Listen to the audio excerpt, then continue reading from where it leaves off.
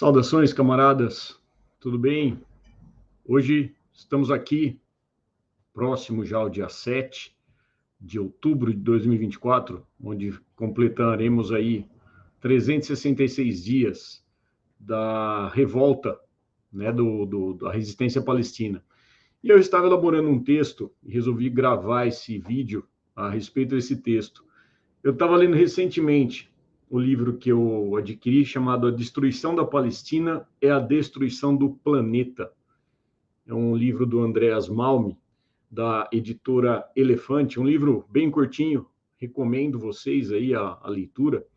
E com base nele, eu quero trazer alguns conceitos históricos que até então a gente não imagina, né, que está por trás de toda a história do povo da Palestina. E a gente sempre acha que, primeiro que muita gente acha que começa tudo, a situação que nós estamos, esse genocídio assistido, né? Começa tudo agora em 7 de outubro de 2023. Só que não. A gente sabe que isso daí tem muito tempo, né? Tem no mínimo 76 anos. E é justamente essa ideia que eu quero trazer para vocês que me abriu o olho, essa leitura. Então, eu vou fazer a leitura aqui desse artigo para vocês, espero que vocês gostem, não é uma leitura cansativa, assim eu espero, mas que vai mostrar um pouco a respeito de todo essa situação que a Palestina está resistindo até hoje. O título que eu dei é Mudanças Climáticas e o Genocídio de Israel. Que as mudanças climáticas dizimam e dizimarão centenas de milhares de pessoas e outros seres vivos, nós não temos dúvida. No entanto, mesmo sabendo disso, a produção dessa violência, ao produzir combustíveis fósseis, continua a todo vapor, como alerta exatamente o ator do livro, né, o autor do livro, melhor dizendo, Andreas Malm. Na Palestina, cujo tecnocídio completa um ano nesse 7 de outubro, fala-se que todo o processo de colonização e limpeza étnica começou oficialmente em 14 de maio de 1948, com a aprovação unilateral e criminosa da ONU, formalizando o Estado pária, racista e colonial de Israel. No entanto, que pouca gente sabe, e eu mesmo, mero biólogo internacionalista, que sempre estou buscando me aprimorar nos conhecimentos, me aprofundando em leituras, é que tudo isso se inicia justamente com o uso dos combustíveis fósseis, especificamente em 1840, quando o Império Britânico propôs a invasão de judeus europeus na Palestina, dando vazão aos avanços de suas novas tecnologias colonialistas de navios a vapor, transformando essa nação na primeira economia fóssil do mundo. Antes disso, é importante a gente lembrar que o megalomaníaco Napoleão Bonaparte, em 1799, também já havia tentado invadir a Palestina, assim como o Egito e a Síria. Contudo, ele fracassa com a contraofensiva do Império Otomano, que contou, na ocasião, com o apoio britânico.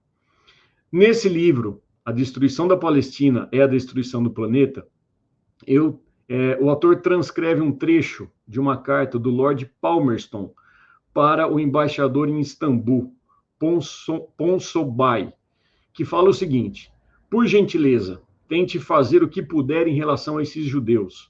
Você não tem ideia de até que ponto vai o interesse por eles. Seria extremamente político se pudéssemos o sultão dar-lhes todo incentivo e facilidade para retornar à Palestina e comprar terras ali. Se lhes fosse permitido usar nossos cônsules e embaixador como canal para reclamações, a dizer, colocarem-se praticamente sob proteção, eles voltariam em número considerável e trariam consigo muita riqueza. Os argumentos de um retorno financeiro apoiado por capital estrangeiro e a criação de uma barreira de contenção contra o governo egípcio de Muhammad Ali e seus sucessores caíram nas graças do então sultão. Paralelamente, foi durante a década de 1830 que a Grã-Bretanha passa a ser tomada por um surto crescente do sionismo cristão, cujo principal pregador dessa doutrina era o conde de Shaftesbury, parente do Lord Palmerston. Como o argumento religioso não surtiria efeito por si só, o religioso apela para os frutos financeiros que o país poderia usufruir se os judeus colonizassem a Palestina e gerassem, entre outras coisas, o algodão cru e demais produtos manufaturados. Posteriormente, em 1841, o coronel Charles Henry Churchill, parente distante do Churchill famoso, depois de marchar sobre Damasco, abrindo espaço para a colonização sionista, disse em seu discurso: sim, meus amigos, houve uma vez um povo judeu, famoso nas artes e renomado na guerra. Essas belas planícies e vales que agora são habitadas pelos selvagens e errantes árabes, sobre as quais a desolação impôs seu selo de ferro, uma vez se deleitavam na exuberância das colheitas férteis e abundantes desse povo, e ressoavam as canções das filhas de Sião. Que a hora da libertação de Israel esteja próxima. No entanto, isso não passou num discurso para convencer seus planos de ocupação da Palestina. Afinal, para os britânicos, o desejo dos judeus de permanecerem onde viviam os deixavam frustrados, assim como a manutenção do Império Otomano. A solução, portanto, era a colonização judaica europeia da Palestina. Para Churchill, a Síria e a Palestina, em uma palavra, devem ser colocadas sob proteção europeia e governada no sentido do espírito da administração europeia e de acordo com ele. Esse deve, ao fim, ser o resultado. Outros estrangeiros colonizadores, como George Gawler e E.L. Mitford, reforçaram o avanço do sionismo, descaracterizando a Palestina como uma nação, e citando os palestinos como beduínos incultos e inquietos, trazendo prosperidade financeira para o local, abastecendo Manchester, Birmingham e Glasgow, como um mercado florescente sob a vigilância de uma força naval frequente na costa. Passado esse primeiro momento de espoliação e expropriação, o capital usurpado da Palestina chega aos Estados Unidos, que apoiam e apoiaram a tomada em definitivo da Palestina pelos judeus europeus. Em 1844, Mordecai Manuel Noah declara que todo o comércio marítimo será aberto e organizado pelos Estados Unidos.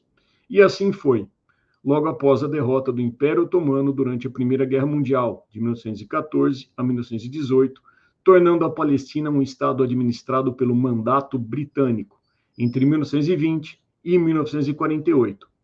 Lembrando que os britânicos entregaram o domínio colonialista aos sionistas, conforme a Declaração de Balfour em 1917, sionistas esses judeus de origem europeia, não apenas pagando para que invadissem a Palestina, mas que promovessem a expulsão dos povos originários, inclusive com a matança, limpeza étnica e extermínio dos palestinos. Isso perpetua-se até hoje. Como relata Andreas Malm, percebe-se que antes dos 57 anos do famigerado primeiro Congresso Sionista Mundial, realizado na Basileia, na Suíça, em 1897, e 77 anos antes da própria Declaração Balfour, e até mesmo 107 anos antes do criminoso Plano de Partilha da ONU, foi o Império Britânico e o surgimento do capitalismo marítimo comercial que estabeleceu a colonização da Palestina e criou o monstro chamado Israel. O genocídio que continua em curso é a representação do que é o colonialismo de ocupação, a tentativa de limpeza étnica e apagamento da presença árabe de sua cultura.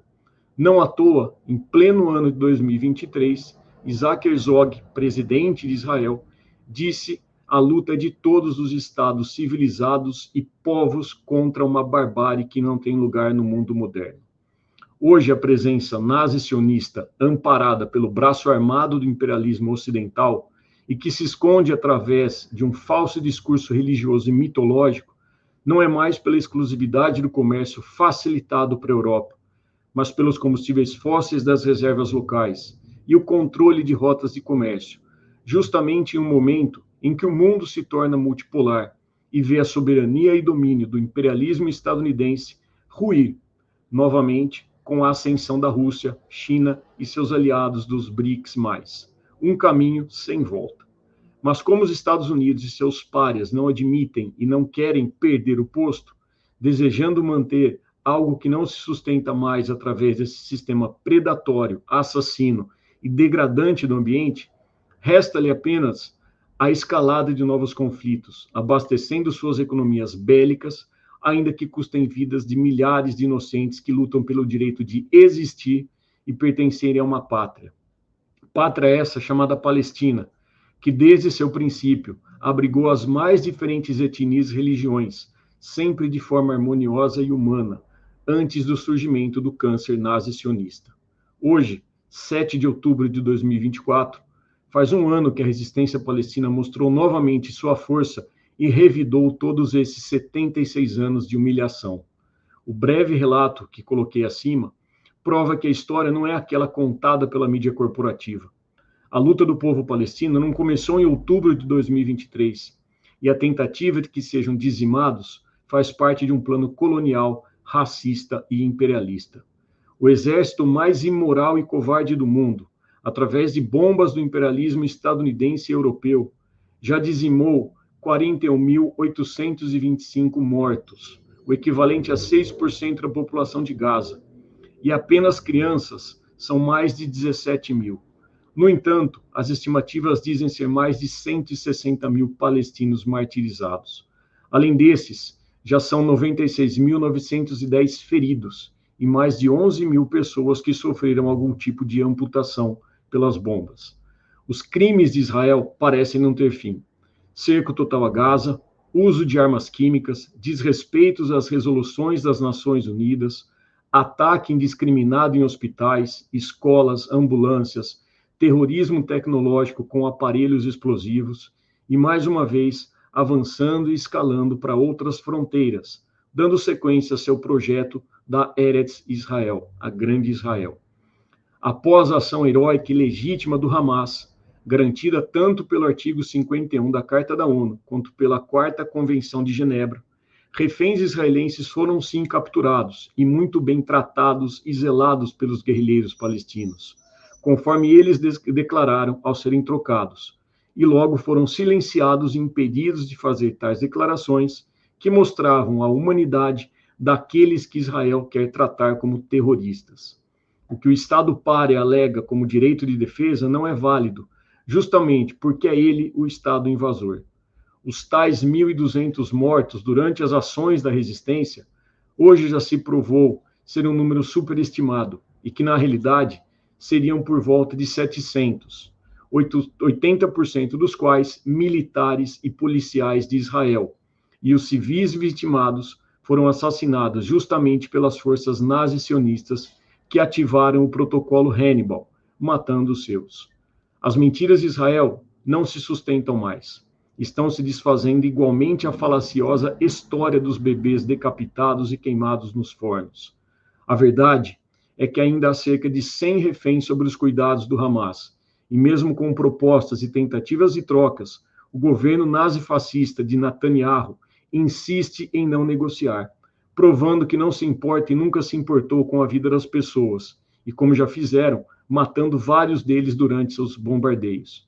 Ao mesmo tempo, a mídia ocidental, na insistência de rotular como terrorista a resistência do Hamas, e agora igualmente ao Hezbollah, segue omitindo que Israel tem em suas masmorras mais de 10.300 civis palestinos sendo torturados e até mortos nessas prisões administrativas, sem qualquer tipo de acusação e direito mínimo garantido pelas leis mundiais. Após esses 366 dias e 76 anos, as cenas cruéis que os ataques de Israel causaram ainda estão em nossas mentes.